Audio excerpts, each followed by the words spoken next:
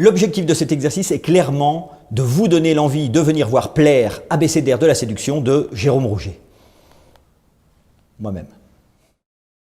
Bon, déjà, c'est une très mauvaise entrée en matière, car pour séduire quelqu'un, probablement, il ne faut pas lui dévoiler tout de suite clairement nos intentions. Parfois même, une forme de dédain peut susciter l'attrait, l'attirance de l'autre. Exemple.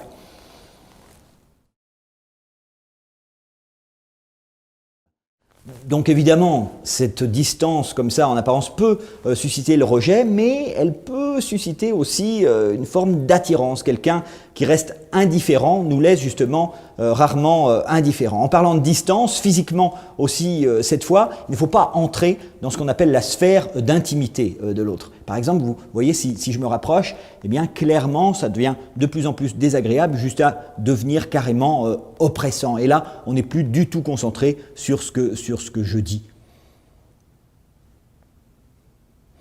À l'inverse, évidemment, une distance trop forte, le contraire est valable. Si je m'éloigne, eh bien, je perds toute forme d'intimité. Et même si mon discours peut avoir un certain intérêt, évidemment, c'est beaucoup plus difficile de le percevoir à cette distance. Et puis alors là, si je disparais, bon, ben, c'est complètement foutu.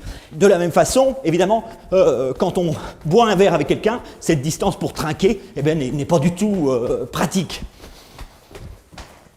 Vous comprenez ?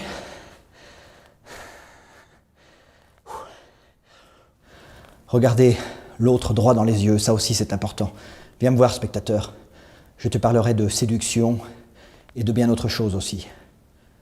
Come on.